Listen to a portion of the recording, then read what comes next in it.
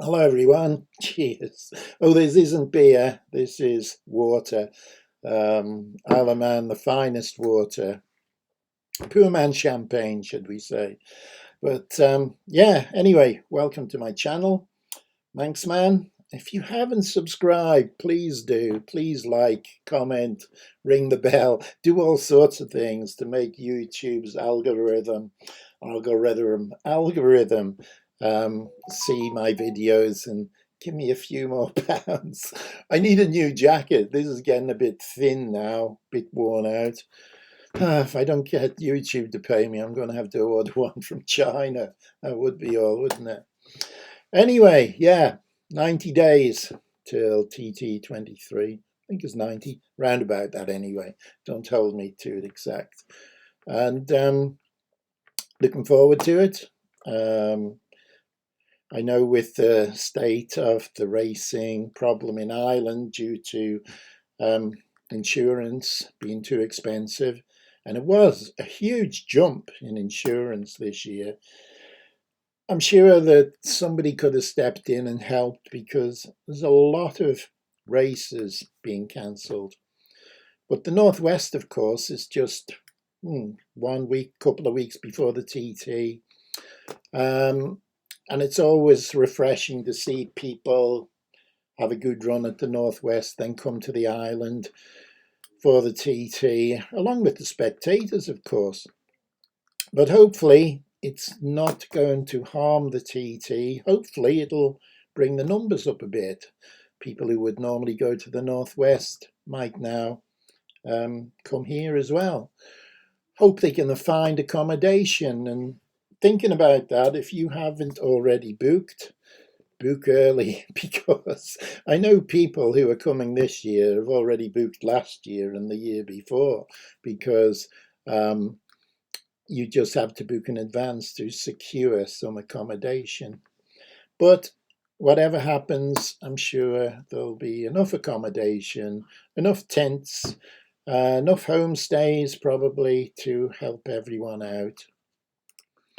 Anyway, as you might gather, entries are now closed, and all the solo classes particularly are, as usual, oversubscribed once more.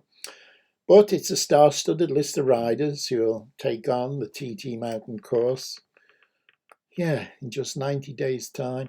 Time flies by, doesn't it? I should have done this actually over a week ago when it was 100 days, but I never got around to it. And now here we are, 10 days later.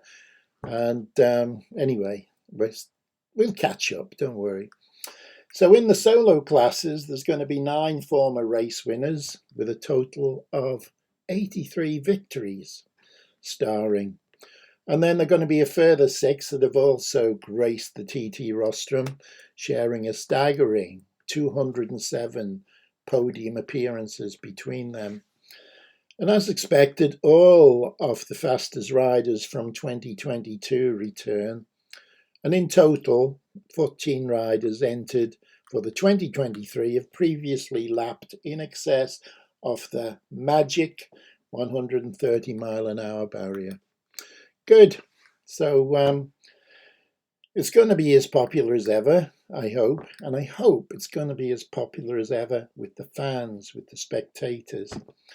I know a lot of people don't like the new format, moving the days around. I don't know what can we do about it? We can't do nothing really, and hopefully we can adjust to the new format and accept it. If it works, it works. If it doesn't work, then they're going to have to review and change it again. Still, there's going to be 16 nationalities represented across Superbike, Superstock, Super Sport and Super Twin categories. Think of the Super Twin. We don't have a lightweight race in the TT. We do in the Manx Grand Prix, and I do like to see the 2 strokes, the 250s, the smell, the sound, the scream of them.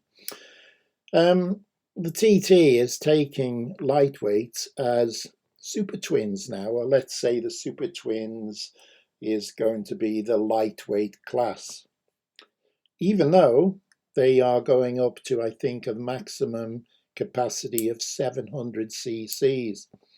That opens up a couple of different brands, Aprilia and something else, because I know the Kawasaki was always very popular in that class.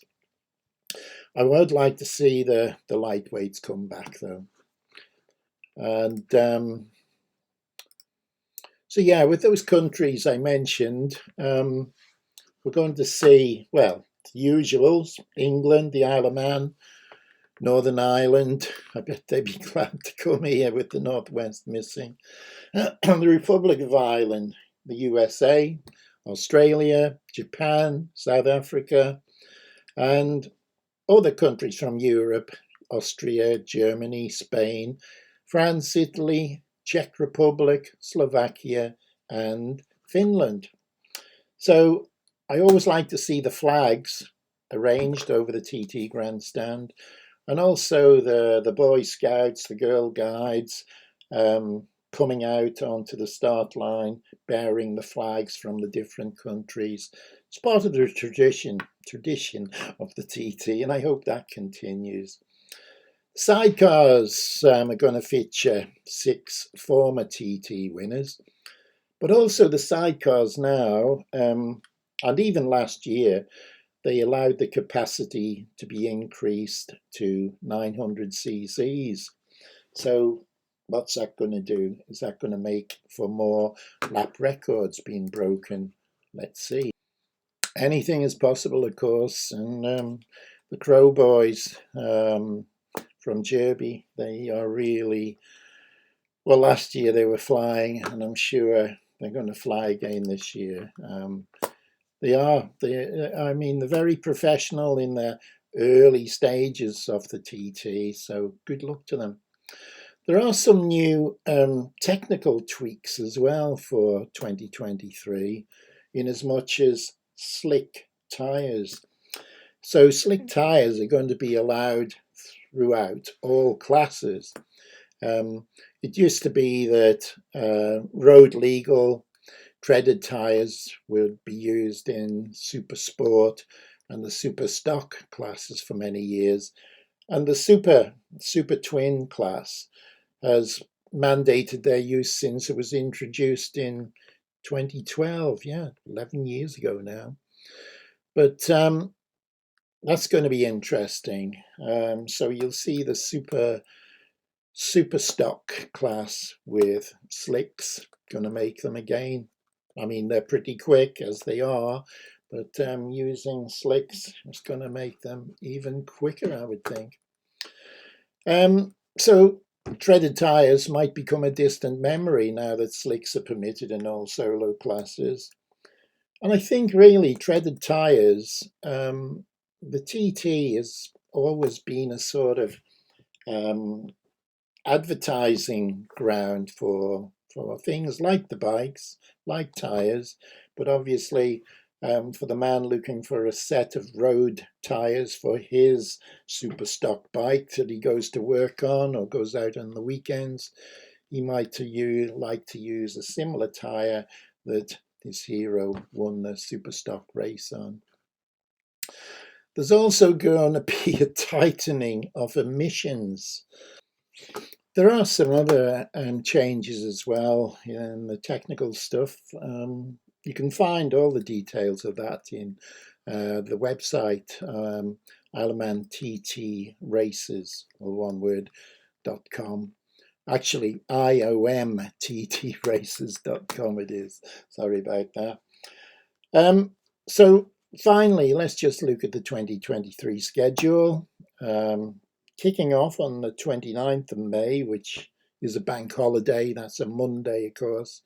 So going to have morning and afternoon qualifying. So roads will be closing about 9:30, having a break at lunchtime. Closing again after possibly half an hour, maybe an hour, and then closed until about 5 p.m. All subject to weather, of course. So that was Monday. And then Tuesday, Wednesday, Thursday is going to be evening qualifying, as usual, from about 6 till 9 or 9:30. Um, on Friday, the 2nd of June, is going to be afternoon qualifying. This reminds me of going back to, well, not the olden days, but some years ago when we always used to have Thursday afternoon. I can remember going to school, so it was a long time ago. And because I was going to Braddon School, which was close to Braddon Bridge, used to have the afternoon off. So the school buses used to come along lunchtime and take us all home. So that was pretty good. And we were I don't know, there must have been other schools that had the afternoon off for Thursday practice as well, I'd imagine. So here we start with the first of the races. It's going to be on Saturday, the 3rd of June. The Monster Energy Super Sport Race 1.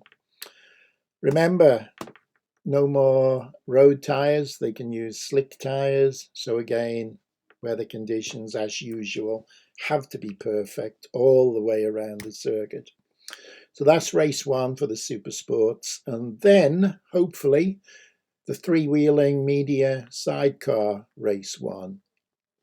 Good to see the sidecars getting the opportunity to get out early in race week. And, they're usually treated a bit unfairly, particularly in the evening practices when, if there's been an issue with the solos, might be too late for the sidecars to go out. So hopefully this is going to be to their advantage, and I hope they're all in favour of it. So that's Saturday, the 3rd of June, and now Sunday, the 4th of June, the RST Superbike TT. Saturday and Sunday, some good races there, and I think a lot of you may want to come just for that weekend to see these two events. And I think the organisers are thinking that as well, putting a race on Sunday.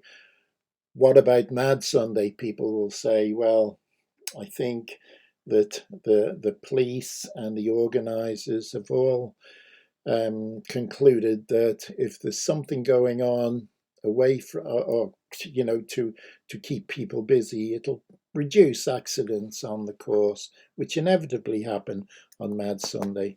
But you still can get out early. You can still go out later for a lap. Do what you need to do on Mad Sunday. And then on that's the Superbike TT, of course. Monday, the 5th of June, is going to be a rest day. I don't know why, but yeah, there has to be a break. Some people would say, oh, they should have put the Superbike on the Monday and then leave Mad Sunday with its associated events like Peel Day. Leave them, because they attract a lot of people. Local businesses like to see the people coming, the restaurants, the cafes, the ice cream shop in Peel. Anyway, Monday is a rest day, so go and get an ice cream on that day. Tuesday, the 6th of June, you've got the RL360 Superstock Race 1. Also the Super Twin Race 1. And again, Super Twins are going to be on slick tyres.